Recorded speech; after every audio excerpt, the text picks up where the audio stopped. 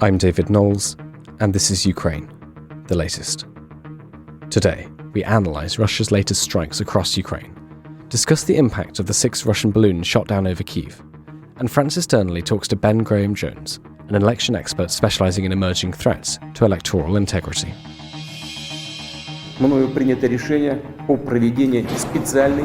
This hideous and barbaric venture of Vladimir Putin must end in failure. Putin's war in Ukraine has destabilized energy markets the world over. Nobody's going to break us. We're strong. We're Ukrainians. Every weekday afternoon, we sit down with leading journalists from the Telegraph's London newsroom and our teams reporting on the ground to bring you the latest news and analysis on the war in Ukraine. It's Thursday, the 16th of February, day 358. And joining me today are Associate Editor Dominic Nichols, Assistant Comment Editor Francis Dearnley, and our guest is Ben Graham-Jones. I started by asking Dom for the latest updates from Ukraine. Well, hello, David. Hello, everybody. So another day of airstrikes across Ukraine. Russia launched another wave of air attacks. We've seen this in recent months, but the pause in between each wave has been getting bigger and bigger. I've had a number of briefs from Western officials who are saying this is because Russia's running out of especially precision-guided munitions, but also the Caliber cruise missiles and others. But we see this pulse. It's now up to sort of every couple of weeks, this pulse of a sudden sort of blitz of air attack, trying to overwhelm Ukrainian air defences, still trying to take out the critical national infrastructure, the power supply, especially the energy infrastructure of Ukraine. So last night, through the night, 32 missiles were reported to have attacked targets across Ukraine. The Ukraine's Air Force said that they shot down 16 missiles, including, in the south of the country, 8 Caliber cruise missiles that were launched from the Black Sea. Now, there have been reports of fatalities and other injuries from the reportedly 16 missiles that got through.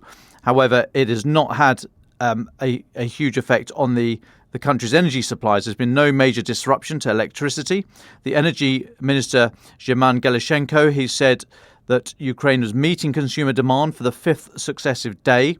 And the power grid operator, Ukrenergo, said it has no need to introduce emergency power outages to conserve supplies. The chief of the company, Volodymyr Kudrytsky, he said, quote, today's attack... Now, this is a bit wonkish, sorry, so... Hang on, he didn't say that bit. This is me talking. Just stick with it. I'll try and explain this at the end. But Volodymyr Kudrytsky said, today's attack will not change our plans to not conduct outages during the day, unquote. So I think that means they're not going to do this. They've been planning power outages in order to conserve what they've got. But the energy minister, Mr. Galushenko, said a certain power reserve has emerged. So it sounds as if they are the power that is there is able to keep the country going. To our fantastic listeners in Ukraine, just a question for me: is that what you're experiencing? Are you, for 5 successive days now, have you had power when you require? I'd be very interested to hear that. Now, separately, but probably related, it was reported the military administration in Kyiv reported yesterday that 6 Russian balloons were spotted over the capital and shot down by air defences. There's been a lot of balloon chat around the world just lately. It seems that Ukraine is wants to get involved as well, or Russia, or whoever's sending these balloons.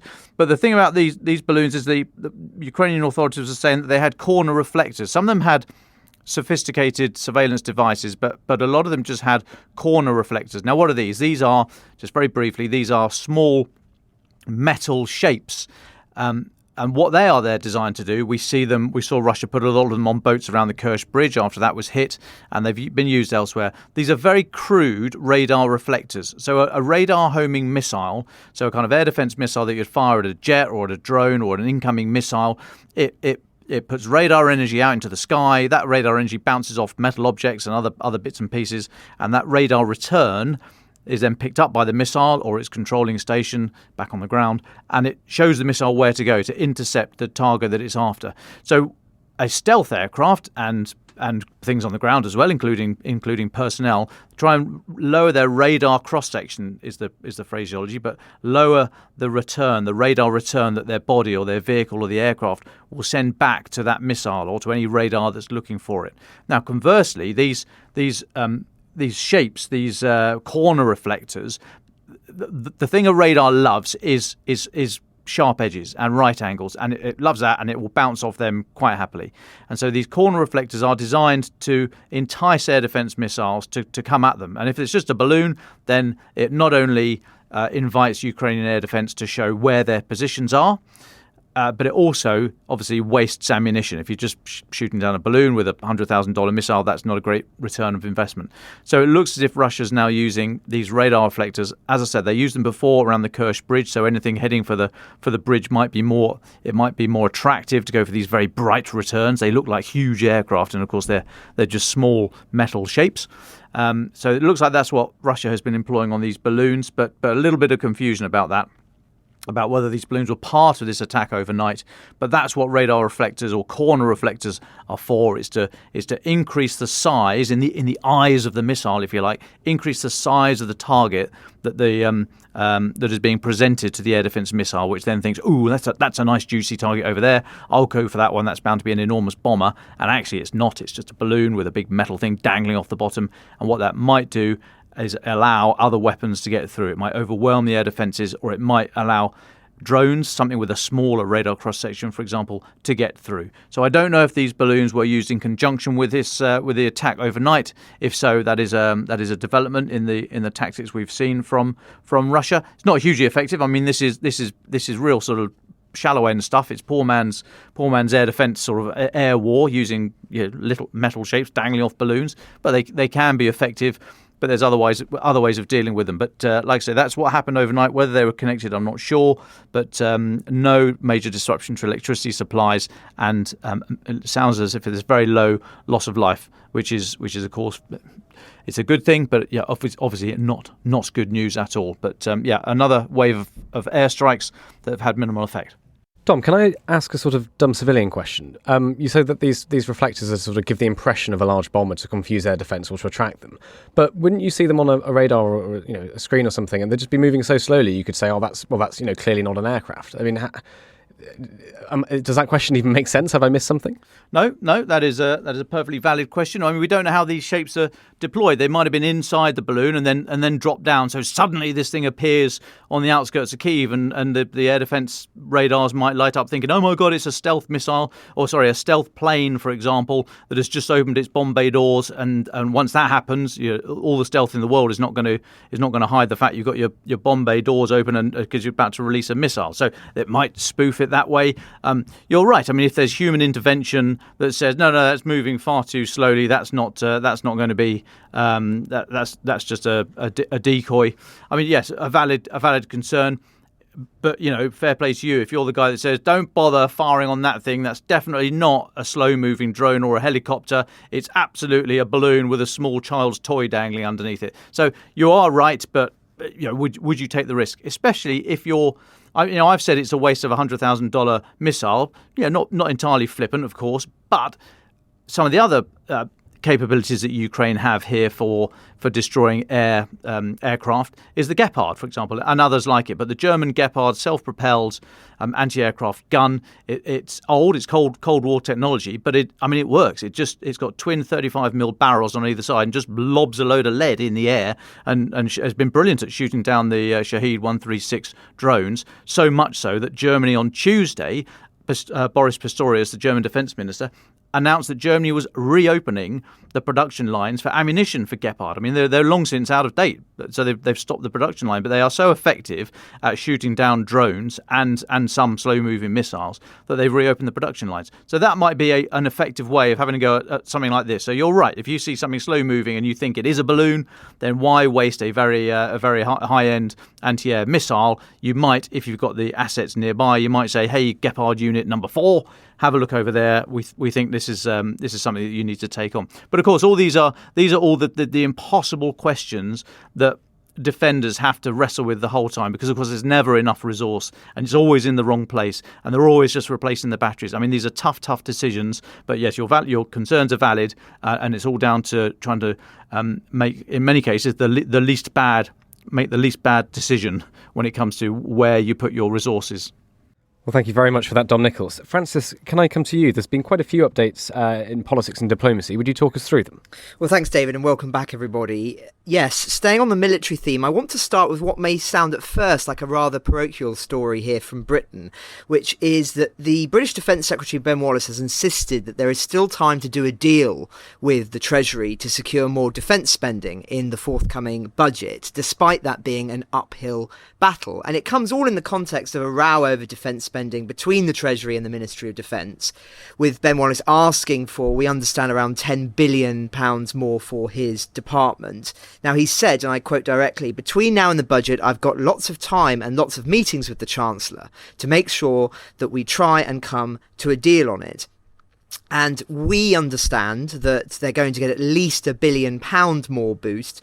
But the real question is, and the reason I mention it, is it's indicative of conversations that are taking place at high levels across Europe at the moment. And the terms of those debates are about what a modern, effective armed forces look like in the face of the Russian threat. If you think back to the opening weeks of the conflict, Ukrainian success seemed to suggest that advanced high-tech weaponry and a nimbleness in strategy and deployment was enough to defeat Russia. It also vindicated the British military consensus that we should be investing in cyber and in supporting allies like Ukraine rather than in heavy armour and weapons. And I think that was a philosophy adopted by several other key Western powers as well. But now we're facing, of course, a remobilised Russia, and there are some that are saying that what really matters is sheer weight and force of arms. They argue that the true game changers in this war have been the heavier, punchier weapons provided by the Americans, such as the HIMARS, and it's not enough to invest in small amounts of high-tech weaponry. The West needs to invest essentially in the bread and butter of an effective fighting force. And they also argue that in the annals of war, the victor in a conventional land war is more often the force that has the most heavy resources it can deploy over an extended period of time, whilst keeping stocks replenished. And of course, as things stand, it would appear that the West has not fully brought to bear its manufacturing capacity. We published in our comment pages yesterday, I think, a piece by Jack Watling of RUSI, who underlined some of the reasons why this is the case. And it was quite interesting. I'd recommend that listeners do read it. I'll summarise a couple of the key points, which is he said that, of course, in peacetime, and we have had an extended period of peace now, the incentive to produce is vastly reduced since the state requires only a small number of shells, for instance. And I'll quote directly here: "While stockpiling is an option, shells have a shelf life of around 20 years, so it can also be wasteful. Excess capacity requires companies to keep factory facilities idle for decades, which comes with considerable overheads. Western producers cannot justify absorbing such a cost while facing cuts and being driven to compete for international contracts. Thus, munitions factories have been shrunk or closed. NATO must strive to ramp up production before Moscow resolves its own inefficiencies, corruption and inertia of its manufacturing base. But it will take time, and the companies now in the West need reassurance from governments that it is worth the investment." And of course, what this emphasises is the importance of this clarity of purpose from the West, because weapons manufacturers need to know that the West is absolutely committed to a long-term war in Ukraine and fighting Russia, so that when they are making these decisions, that they know that it's not going to cost them. I know it's very uncomfortable thinking about war in this very sort of economical and almost profit-driven way, but that's part of the reason we thought this piece was interesting, is that it talks to the day-to-day questions that have to be resolved. And I think it also explains some of the context that we've seen in the discussions at Ramstein in recent days, where they're talking about all the time that the support that Ukraine will need long-term. Now, that is a signal, of course, to President Zelensky, it's a signal to Putin, but it is also a signal to weapons manufacturers in the West to say, look, it is worth the investment here, because actually this is going to be a long war, and we want you to be building these weapons, these shells, because they're going to be absolutely essential, and it's not going to lead to the implosion of your business. So I just thought that was quite interesting, but I'd be interested if Dom has any reflections on any of that. Yeah, I think it is. I mean, the whole business with the Treasury, I think we just need to be a bit careful about trying to put too much emphasis on what words have been what messages we've got, because we just don't know at the moment. There's still 2 years left to run for this. What's the phrase I'm looking for? This the 4-year plan, whatever the government have. So, Ben Wallace yesterday was saying that I can't remember the expression he used, something like the wins in the sales or something like that, which was interpreted as fairly positive. Of course, Rishi Sunak and the Chancellor have made very positive comments saying that we'll do whatever it takes. So, it all looks good for defence budget. But of course, until the ink's dry, we simply don't know.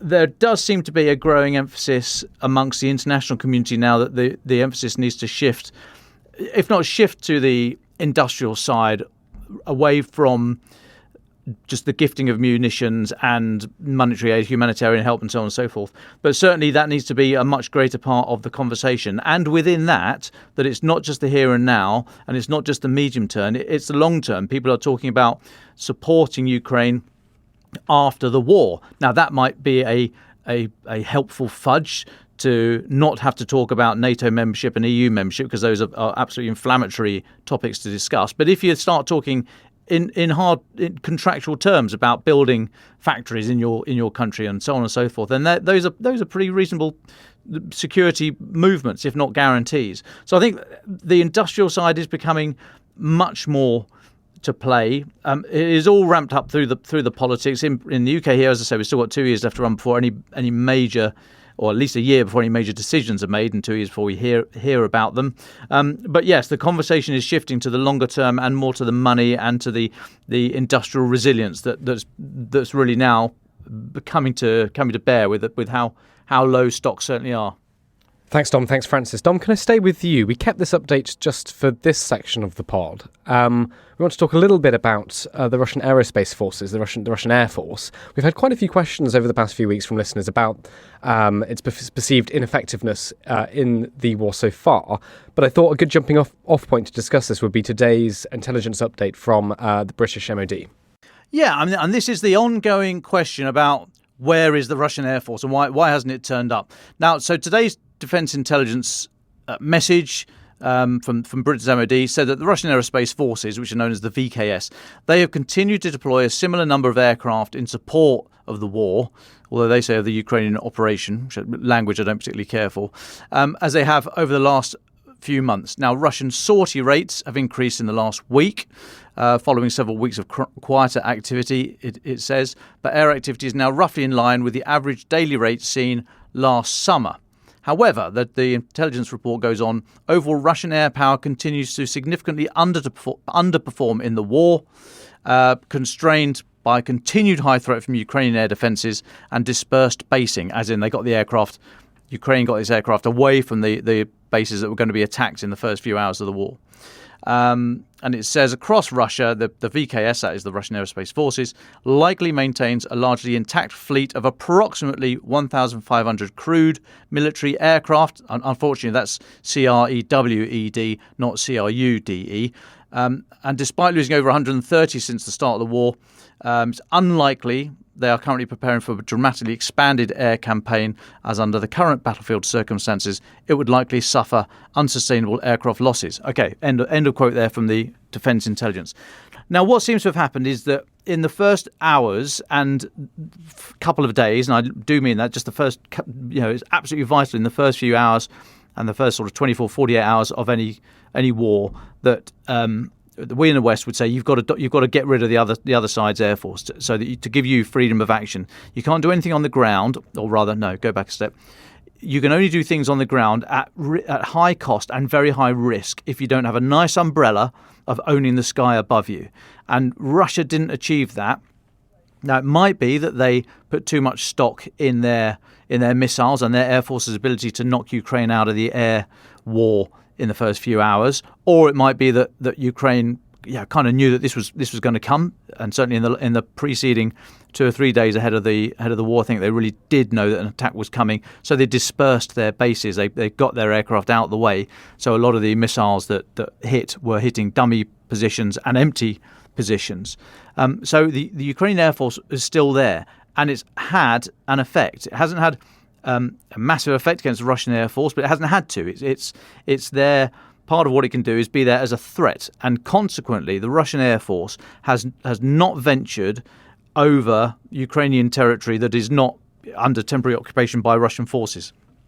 So very rarely do the big bombers, in fact, the big bombers don't really leave Belarusian or Russian airspace or the Black Sea. They do not fly over Ukrainian-held airspace or Ukraine at all, the big bombers. The Russian Air Force rarely venture forward of their own front lines. So it means that all the attacks that they're able to put together on the ground are extremely vulnerable from above. Now, having said that, Ukraine hasn't got a massive what's called close air support capability. That's the aircraft that are directly supporting ground operations. So they've not been able to knit that together, and hence there is a bit of stalemate, as we can see in the Donbass.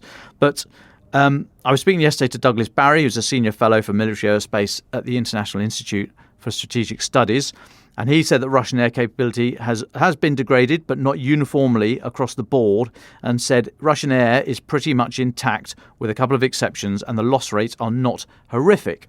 Now he then went on to talk about missiles, particularly land attack cruise missiles, and said that they're very reliant on microprocessors from the West and from Taiwan, but they probably stocked up on those natures of ammunition and all the parts they need to keep those lines going before the war, because obviously they knew what they were going to do. They probably prepared for that in advance.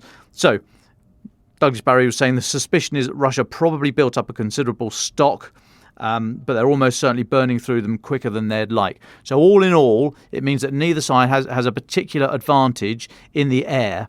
And if you don't have an advantage in the air, then it makes operating on the ground that much harder. It's all got to work together to have real military effect. And I think that's why we've seen things grinding to a halt, or a relative halt in the Donbass. That's part of the reason, of course, why the big ask at the moment from Ukraine is for air power, for fighter jets, and we've rehearsed those arguments many times. We'll come back to those, I'm sure. But I think that lack of an air and that lack of one side dominating the air has really meant that ground operations are extremely risky and can come at high cost. And the default setting is that nobody really goes anywhere because it is such a risk.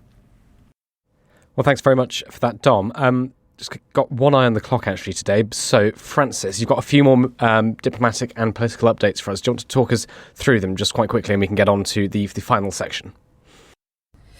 Sure. Well, we've covered a lot of military things today, but there is a few interesting things also happening in the political space. I'll start with Belarus, which of course has been a focus of ours now for several days.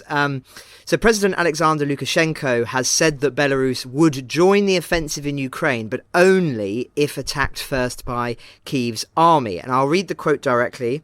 "I'm ready to fight together with the Russians from the territory of Belarus in one case only. If so much as one soldier from Ukraine comes to our territory with a gun to kill my people." And he said this in what is quite a rare press conference with foreign journalists in Minsk. And he said also, this applies to our other neighbours. If they commit an aggression against Belarus, our response will be the most cruel, the most cruel.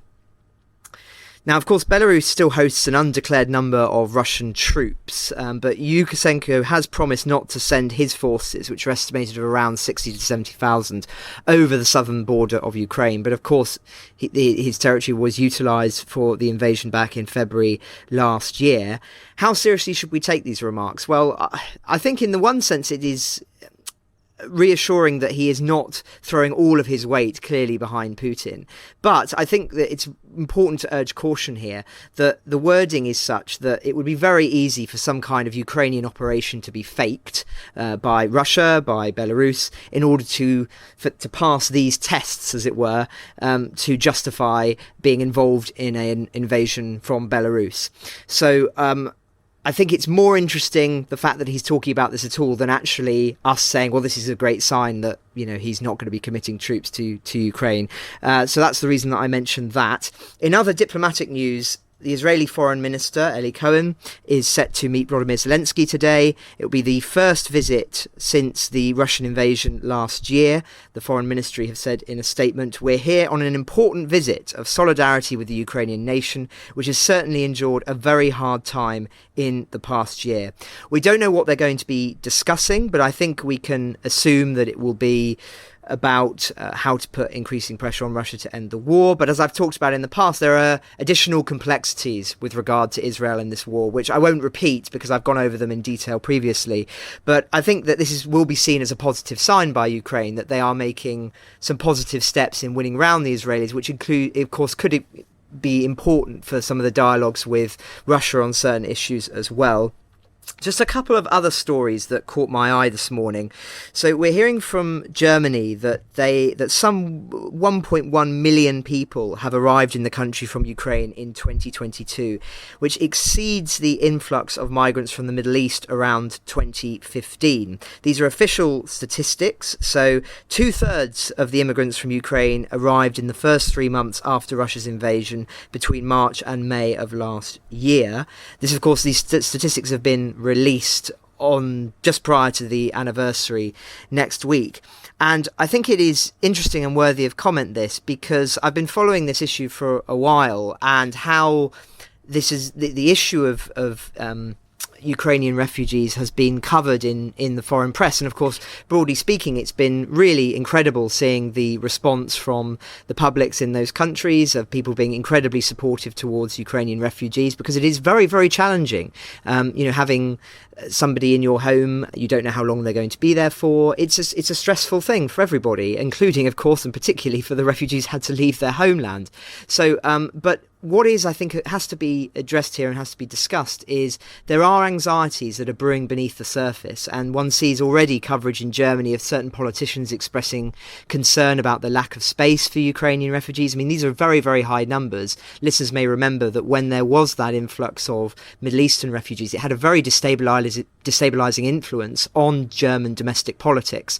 And, just inevitably, it's very, very easy to point to this as an issue, and when people are suffering in terms of cost of rent, cost of accommodation, etc., people get upset if they feel that they are sometimes being put beneath people from another country. It may not sound very nice to put it in that way, but that is a political reality. And so, as I say, there are politicians in Germany who are expressing concern about the lack of space. They're calling for a greater redistribution of refugees throughout the EU.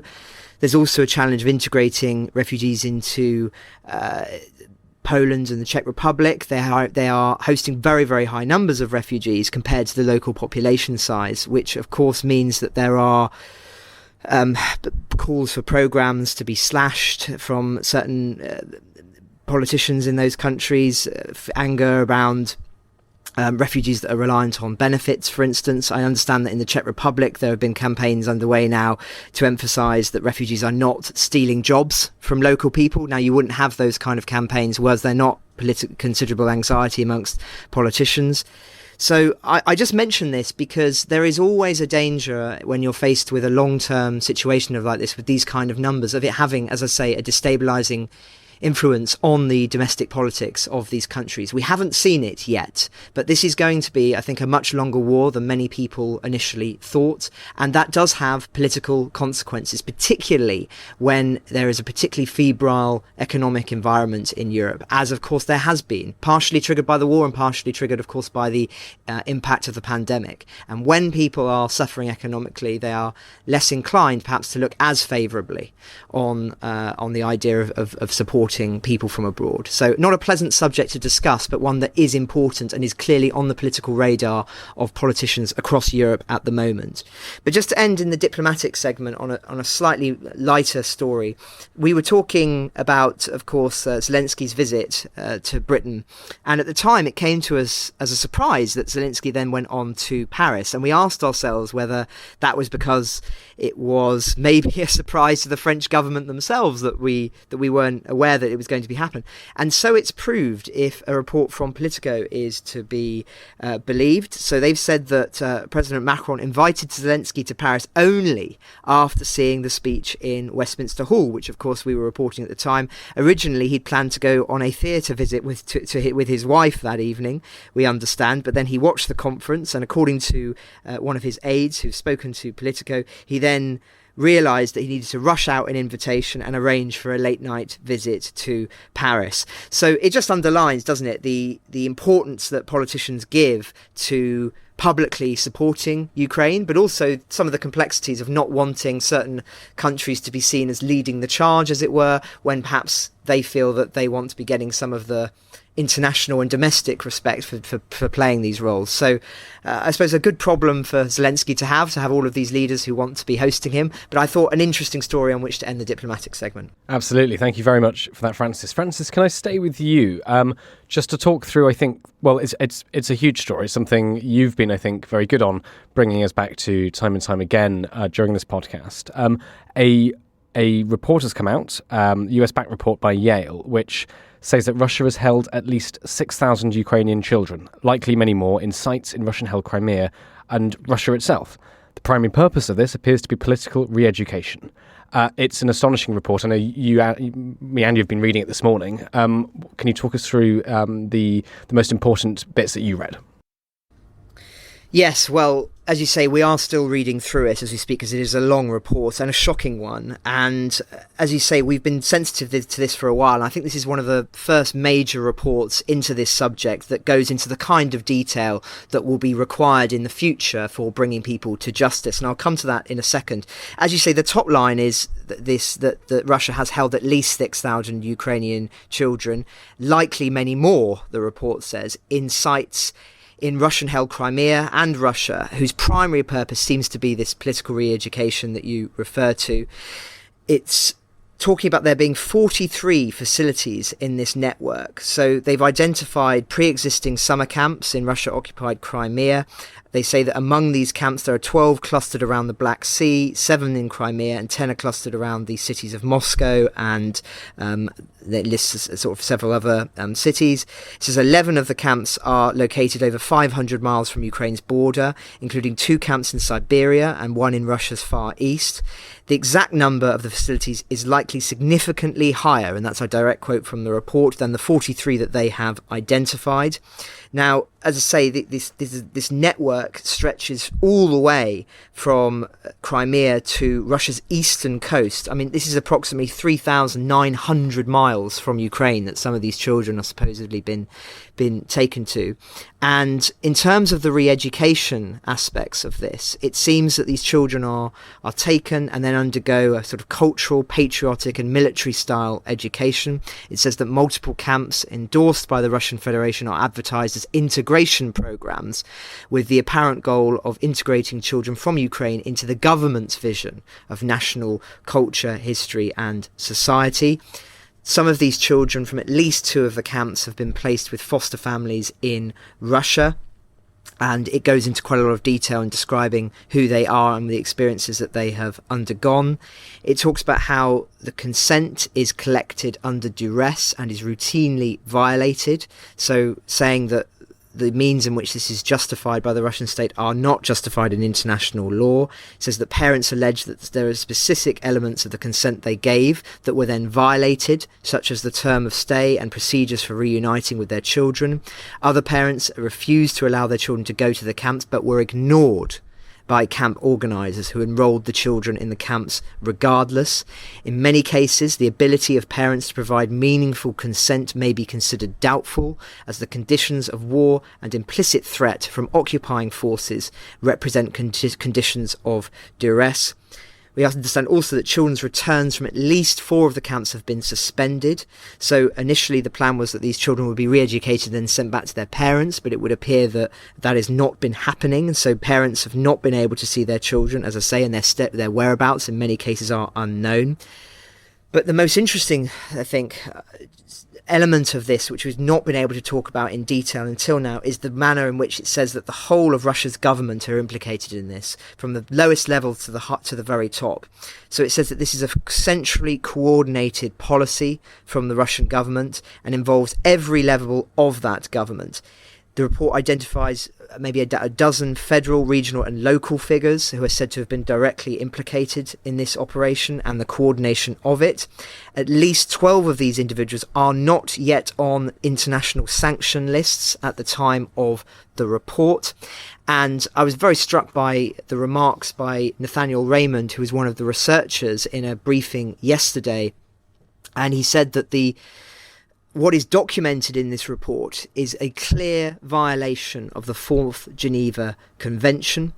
And he says that they are looking at individuals who may be responsible for war crimes and for atrocities inside of Ukraine. And just because we have not sanctioned an individual to date says nothing about any future action that may well be taken. So this is all playing into a much wider conversation, which of course we've been talking about now for many weeks, about how to bring these people to justice and the means of acquiring the evidence in order to do so. And I think this is one of the biggest steps that we have seen so far in that evidence being collated in a methodical and legally watertight way that will enable there to be prosecutions further down the road, whether that be in The Hague or in other tribunals. Now, I should say that Russia's embassy in Washington, responding to the report, have denied many aspects of it, but they've said that they do accept that children were forced to flee Ukraine. And I'll read the quote from them. "We do our best to keep underage people in families, and in cases of absence or death of parents and relatives, to transfer orphans under guardianship." So there is an acknowledgement that this is going on, but of course the detail and the depth of what is going on, which, as I say, is said to break international law, is effectively denied by the Russian embassy. And just to conclude, the State Department have also said that they're looking at individuals who may be responsible for these war crimes, and that they will want to be sanctioning individuals concerned. So, I mean, a heart-wrenching report, David, to be frank, and I would recommend that listeners read it, because it is quite extraordinary, and one that I think we'll be talking about and referencing for a very long time indeed. Absolutely. Well, thank you very much, Francis, for that summary. We can probably put it in the show notes or something for people to read if you would like. It is an appalling read, frankly. And just to echo, Francis, what you said there, one of the most important aspects of it, away from the abuse of the children themselves, would be this point that all levels of Russia's government are involved, from federal, regional, local figures operating together and politically justifying this. I think that's a very important point to hang on to, I think, and think about over the next few weeks and months. So thank you very much, Francis, for that summary. We have a slightly shorter episode or programme today live. So Dom and Francis, can I just ask for your final thoughts, please? Dom, I know you've been chatting to some of the listeners, so why don't you share some of the things they've been telling you? Yeah, well, it was in response to my plea earlier on for first-hand account knowledge from the ground of in Ukraine about this power situation. As I said, the authorities are saying that there were no major disruption to power supplies last night from the strikes, and that they're getting better at keeping the power going. I was just asking if that's what the lived experience is, and it turns out that, I mean, okay, straw poll of just a few people who's messaged me in the last half an hour, but yes, that seems to be the case. And thank you very much for everyone who has messaged me in between. Yeah, I mean, to various degrees, depending where you are in the country and what electricity system you are on. But yes, it seems as if people have gone from being messaged on Telegram and told when the planned outages were going to occur to a more steady state of normal electricity. So it sounds as if it is getting better. Please do continue to message us from Ukraine and let us know of your experiences. But it sounds as if that is that it is a more manageable situation, and that even when there are it's necessary to put in these power outages, that the system is in place to let people know when it's going to happen well in advance, so you can have some sort of measure of being able to plan your life. But I was also told by one of the listeners who got in touch with me that actually many places now, government departments and shops and so on and so forth, businesses have got their own generators, so to get over these power issues. And we know a lot of generators have been flowing in from external supporters over the last few months. But a really interesting feedback. Thank you so much, and please do continue to let us know what the experience is from where you are. Thanks, Tom. Tom, have you heard anything more about your being sanctioned, or is that just something that's just still hanging in the air?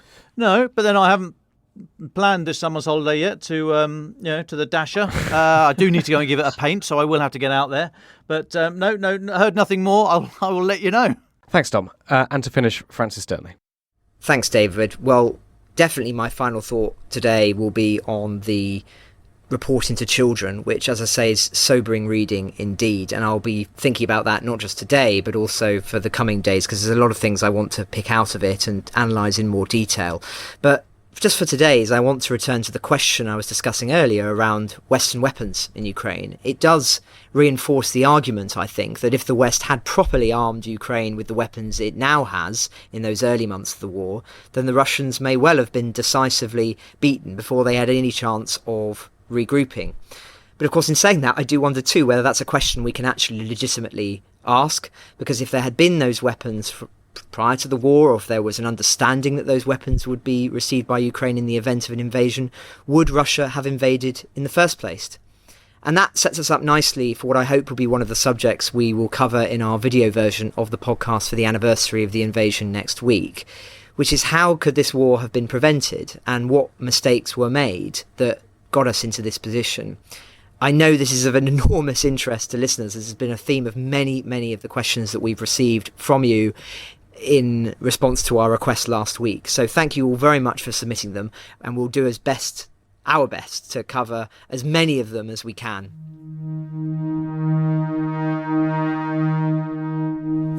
In recent weeks, we've paid close attention to Zelensky's attempts to tackle corruption, Russian and Chinese disinformation, and the future of Ukrainian democracy. To explore all of these topics, I spoke to Ben Graham-Jones, an election expert specialising in emerging threats to electoral integrity.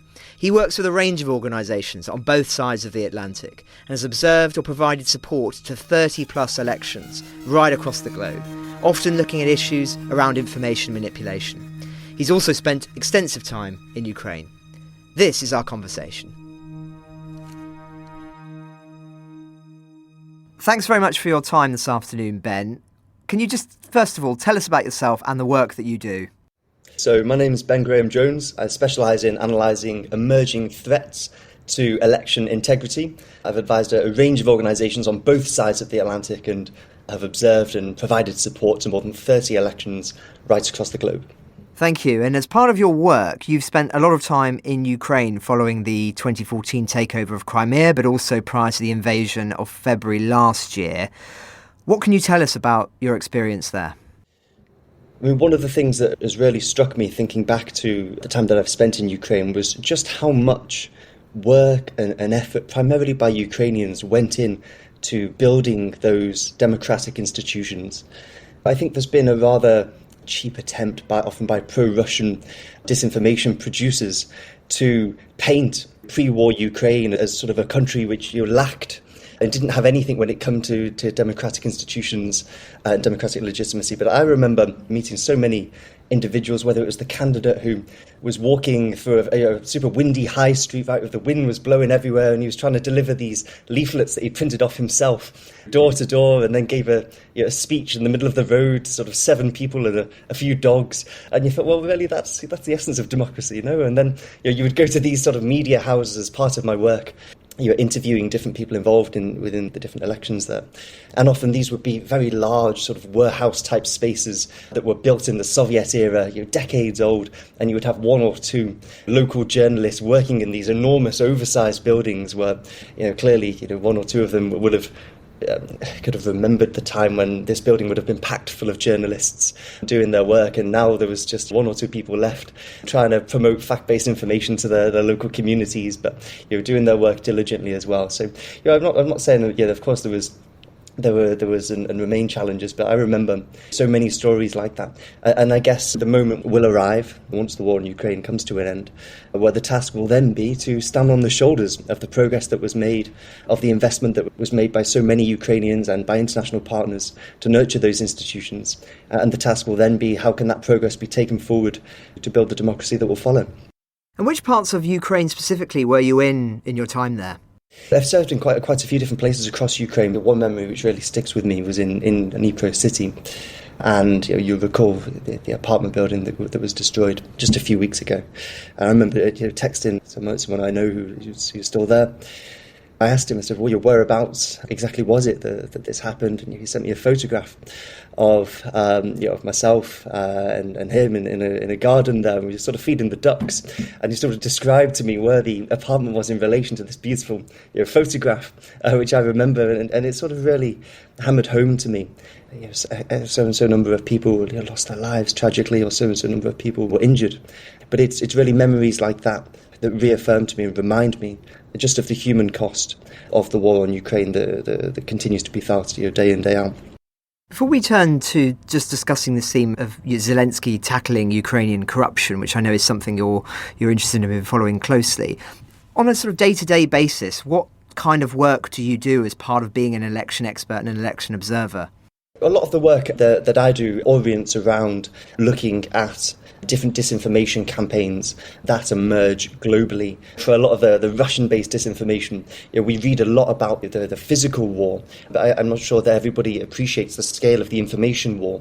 And really, this is something of global significance, because Ukraine itself has become very effective at combating a lot of this. The Ukrainian model of counter-disinformation, which is sort of your strategic vision from the presidency, combined with emotion-based counter-disinformation, right? Humour, memes, all these sort of this sort of bottom-up attempt by all of these social media influencers and people who can penetrate communities that might not be reached by traditional counter-disinformation approaches, has lessons for all of us.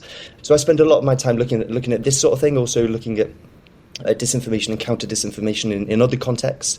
And really, on a lot of the elections that I work on, that I serve in, you're often speaking to people whose point of reference is 5 years ago or 7 years ago. They look back to when the previous election was. And really, from my perspective, working on many, many elections every year, you tend to see similar sorts of patterns emerge. And that means that more effective measures can be taken to properly safeguard the democratic processes that I work on.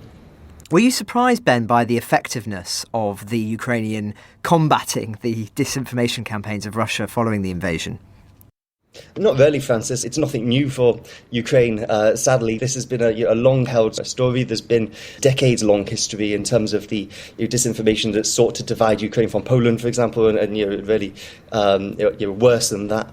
Bilateral relationship. So really, Ukraine is not facing these challenges for the first time, but of course it is facing them in a more intense way. And I think that one of the things that will follow from this is that when we think about the Ukrainian elections that will follow and that will come in the future, Ukraine, sort of paradoxically, will be better prepared than ever to actually protect itself against one of the most fundamental threats to the democratic process nowadays, which are these coordinated foreign attempts to manipulate information and in doing so affect other people's elections. And so Ukraine will have built and refined those tools that they already had in place. I think it's incumbent on all of us in democratic societies to look at what's happening in Ukraine, to look at what's happening in Taiwan, and learn the lessons, because one of the things that we've seen is that these whole society approaches to the formulation of disinformation, where China or Russia will put together huge resources behind these efforts, need to be met with whole society responses to disinformation. And that means the media,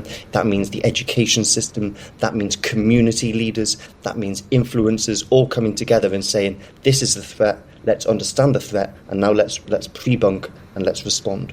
And it's also, of course, about tackling corruption. And I know that's something that you've focused a lot on in your time as an election expert. Why do you think that President Zelensky seems to be choosing now to move against the oligarchs?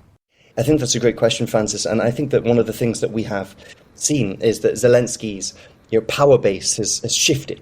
I guess the dependencies on Zelensky's power has shifted somewhat. So if you go back to Zelensky's political power, there's a very clear connection with Kolomoisky and the sort of the financing and the airtime that was given to Zelensky to allow him to have the platform that he had, that he then used to accrue the political power that he secured. But now with Zelensky becoming this sort of global superstar for the global democratic community, I think that's given him a bit more space to be able to start thinking not just about the sort of the immediacy of the decisions he has to make, but to think about the peace that must be won afterwards, and think not just about winning the war, but about winning the peace. The moment will come in good time for President Zelensky and for those around him. I guess it's a moment we might call an Attlee moment, where there will be an opportunity to really think, I think, in detail about what type of Ukraine will follow, what type of aspirations and will come into the picture at that moment of time. And I think this has been a really clear statement from the Ukrainian presidency that future needs to be one which shifts away some of the problems with corruption that Ukraine has experienced in the past, and in doing so harnesses in some ways the flexibility of a time of warfare to really you radically reform the political structure of a country in a way which establishes anti-corruption at its heart and democratic values at its heart. And thanks to the devastating experiences, of course, of the last year, I think that's a vision which, certainly when I speak to Ukrainian friends, is widely shared. I take from what you're saying there that you're a huge optimist about the future of Ukrainian democracy and Ukrainian elections. Just wondering if you wanted to comment on that, what you think that future will look like.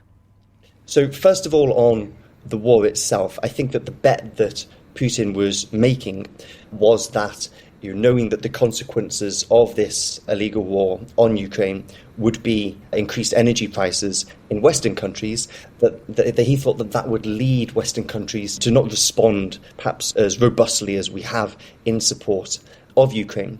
And that hasn't happened. One of the things that we've seen is that we're going through that process, and that will in time come to an end. Energy diversification and efforts to open up supply in other regions of the world will, this is now starting to have its effect.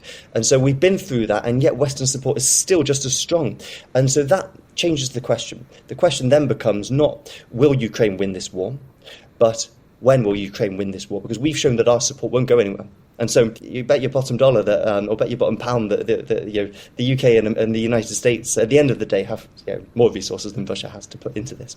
So I think that allows space for starting to think about the Ukraine that emerges afterwards. Now, when it comes to the future of Ukrainian elections, there's a story that a friend of mine, Nick Cheeseman, is fond of telling about the 2019 elections in Ukraine, where Yulia Tymoshenko is a sort of one of the very big figures in Ukrainian politics, was on the ballot paper. But also on the ballot paper was another person by the name of YV Tymoshenko, right, which is her initials. Now, this was like basically some random guy who they'd found to stick on the ballot paper to confuse the voters, so they'd be faced with this ballot paper, not knowing, so that Tymoshenko's supporters wouldn't know who to pick. It was what you call an imposter candidate. So clearly there were some issues. These have all been well documented, and that really shows the scale of the opportunity that's here for Ukrainian advocates of democracy to build a future which doesn't have these sorts of challenges. And I think there is reason for optimism. There's a long way to go. We need to not let complacency come into the picture at any moment. This could be a really long journey. Widening our canvas then, you visited over 80 countries and have seen firsthand the manner in which Russia has worked to win around parts of the Middle East, Africa, South America, to their point of view on all manner of issues. How do they do this? How did they do this? And how successful would you say that it has been in some of those places? Sure. So I'd say it's been a mixed picture. The success of Russian and pro-Russian information operations is as much about our failures as it is about their success. And I think there's a recognition within the social media community, within the elections community, that we've been slow off the mark, that we weren't prepared, we weren't looking 10 years forward, 20 years forward. And there's a risk that faced with all the crises we're faced with right now, that we'll do the same thing again. And we'll be so focused on the urgency of responding to the current issues that we're not looking at, okay, what disinformation types are going to be facing us in the 10 curse years. of democracy. Precisely. That's exactly right. So that's a risk, but it's been a mixed picture. Some of the trends that we are seeing, you've got a bit of a shift which is taking place at the moment, where often quite small and niche platforms are being used to spread like pro-Russian disinformation in a way. These platforms will often not have content moderation, might appeal to a much more niche audience, and so we need to be making sure that within the information operations community that we understand where this disinformation is being targeted, where it's being focused on, because fundamentally these are attempts. This isn't a freedom of speech question. This is a question about trying to subvert the democratic process. So we need to make sure that we are on top of and understanding that. And I can give you some examples, right, with the way in which some of these things manifest. One of the things that we've seen a fair bit of is imposter news sites. So you might see a link on Facebook or on Twitter, and then you click on that link, and it might show an article. Let's use the Telegraph for an example, right? It might redirect to an article that maybe it looks exactly like the Telegraph website. And then you look at the URL bar, right, the www. And it might say, telegraph.com. telegraph.com rather than telegraph.com. And it's a completely fake article and it looks completely legitimate. And if you click on any of the links around it, it might redirect you to, Telegraph Sport or other parts of the site. This is something that a lot of media outlets are finding, is that they are being impersonated, and there'll be a story which actually has never been written by that piece, but people by just clicking on that link might be redirected. Another challenge we rarely have is with video-based disinformation. This is going to get much worse. Okay, the technologies that are out there are pretty rough at the moment, but these are only going to get more refined and attempts are going to get more sophisticated. So if you can imagine a situation where you have an election and the day after, the head of the election commission in whatever country it might be in will announce the results, and at that very moment, there will be videos created with that individual announcing a completely different set of results. And it looks like that person is saying it, and it is their voice, and it's being shared right across WhatsApp or private messaging networks to tens of thousands of angry citizens. These are the sort of challenges we're going to be facing. And as a global community of democratic states, we need to be thinking about how to make sure that we all understand what these threats are, because it's only by understanding them that we're going to be able to respond to them. Well, we'll get on how to do that in a moment. But I just wondered, first of all, what your reflections were about China, because, of course, they're trying to do the same. We know that, particularly in Africa, but, of course, are far less experienced than Russia is in these kind of operations. How have you seen China flex its muscle in the places that you've been? Sure. So this is one of the most worrying trends, I'd say. The first thing to remember is that this is a categorically different game. China's GDP is 8 times that of Russia. And if China makes these sort of global information operations as central to their foreign policy as Russia has, we're going to be in for a rough ride. So we need to be making sure that those of us working within democratic states are taking the steps to prepare for this. Now, historically, Chinese disinformation and information operations has largely been focused on domestic audience and on the Chinese diaspora communities. But I think we're starting to see a bit of a shift in that, and I think that's really worrying. So a couple of examples. So one of the things that we see is that some of the connections between how the Communist Party finances these diaspora Chinese language publications, and quite often they'll run these expensive ads. You've got whole content repositories whereby they'll offer articles very cheap prices or for free to some of these publications in order that they promote a sort of pro-CCP narrative. So this is really worrying, and we need to be mapping these organisations because they're operating in our own societies and making sure we understand how that's working, because actually there are plenty of Chinese language publications which are independent, which are trying to do a great job, often people who've moved to our societies because they agree more with the values of a democratic society than they do than the government they've fled. So we need to be making sure that these publications have got the support that they need to disseminate in the Russian language, in the Chinese language, information which is fact-based and can provide an independent perspective of these operations. I think that it's also incredibly important that we as a society within the UK and more widely, ensure that we all recognise this is a shared responsibility. If you're listening to this and you know that you've got a relative who uses social media and is not aware of video-based disinformation, is not aware that you can make a video of someone saying something that they've never said, we can all take steps to share that information and make sure they understand. And then we can better protect our societies from the attempts which already exist, but the UK hasn't had its big foreign interference moment yet. That will come in good time. I don't doubt it. There will be efforts which I'm sure will continue over the coming years to do that. And we need to be making sure that we're resilient collectively. I think we're coming close to the end of our time together, Ben. It's been really fascinating hearing your perspectives on all of these issues. Just wonder, again, widening out yet further, what do you see as the next great threat? I mean, we've obviously seen this horrific act in Ukraine with the invasion by Putin. There's a lot of conversations about Taiwan, but I'm wondering, as somebody who you're always looking all around the world, where should we be looking that perhaps we're not looking at the moment? So I think the biggest threat that we face is that people will lose trust in fact-based information. Okay, this is what we call the liar's dividend. Okay, if enough disinformation gets spread, people just end up not trusting anything. And that's really worrying. So you end up with your respected, your broadsheets, let's say the Telegraph or the Times or the Guardian or whatever it might be, right? They might have different political stances, but you know that a different set of processes goes into producing that information than some website that you click on Facebook, and no one's ever heard of it, but hey, it produces content that aligns with your psychological profile and which reinforces your pre-existing biases and is not based on facts. So when we are faced with the challenges that we are faced with, we need to find a way to re-establish trust. Fundamentally, we see this in declining numbers of younger people going out to vote. We see this in the fact that the end of the Second World War, which I think brought a reaffirmation of democratic values in our societies, is now, there's no generational memory anymore of this. So there needs to be a reaffirmation, an understanding of what it means to be a citizen in the democratic world.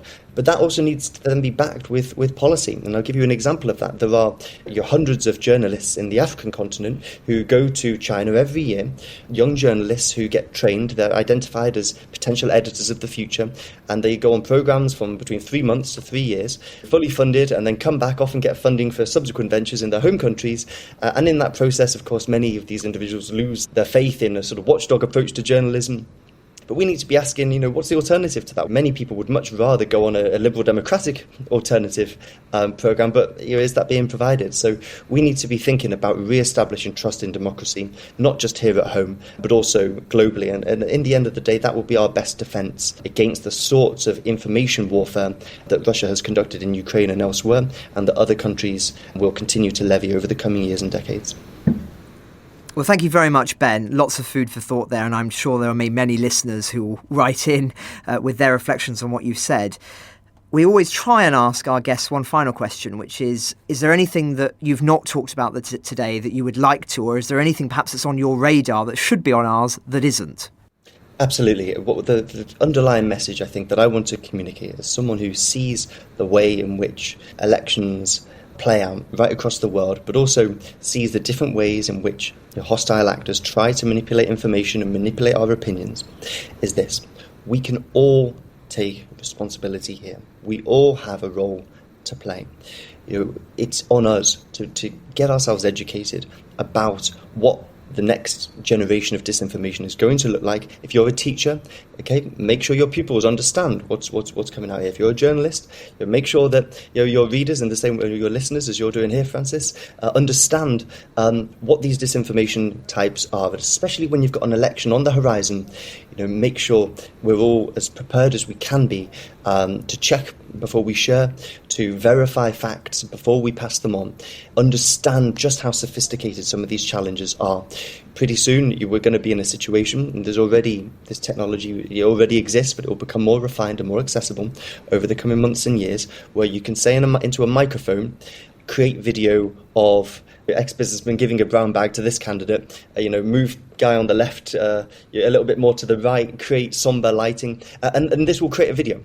Right, and then you can circulate this. That's how low the bar will be for the creation of complex disinformation. But if you don't even know that, then you're not going to be able to be skeptical when exposed to it. So let's all take it upon ourselves, within our families, within our communities, to respond to the efforts made by Russia in Ukraine and more widely, but also made by other hostile actors, by educating ourselves and doing what we can to build a more resilient society against disinformation. One more thought on that, Francis, and I want to really underscore. I was watching an interview with the former commander of US forces in Europe and a great military expert, Ben Hodges, this week, who mentioned, he said, I quote, "The UK's very forward-leaning approach has helped pull us all along." And he was talking in a military sense, but actually I think that's a mantle we also need to embrace in the information space. And so fundamentally, the sorts of attempts to subvert democratic processes through disinformation, they're not necessarily nationally demarcated, right? Information flows across borders. We see disinformation wholesale translated from one language to another, shared across networks. And so that means we need to make sure we are coordinating with our international partners. I really commend the announcement last week. Actually, this was at EU level in coordination with international partners of the creation of a centre to coordinate the international responses around information operations. And these are the sorts of issues that go beyond any bilateral tensions or relationships that we might have with other democratic countries. This is existential. So it's right and proper that we coordinate when it comes to this. We need to take another look, I think, at Five Eyes Plus, which is, of course, a fantastic intelligence sharing community, and also, I think, has its role to play when it comes to countering disinformation put out by autocratic states. So really, this is about coordination within our societies, but also globally, internationally, thinking about how we work together with like-minded partners to safeguard our democratic processes.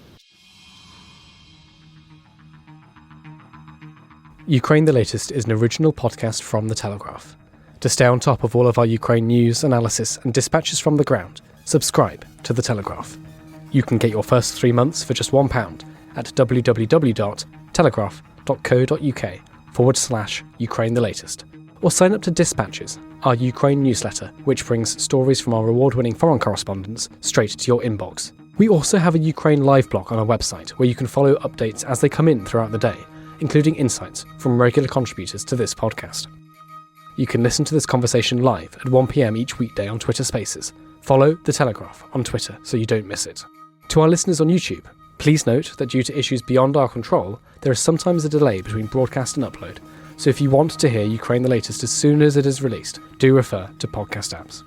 If you enjoyed this podcast, please consider following Ukraine the Latest on your preferred podcast app, and if you have a moment, leave a review, as it helps others find the show.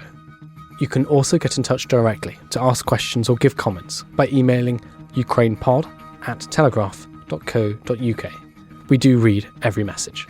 And you can contact us directly on Twitter. You can find our Twitter handles in the description for this episode. Ukraine the Latest is produced by Louisa Wiles and Giles Gear. And today on Twitter, Rachel Duffy. Just give me one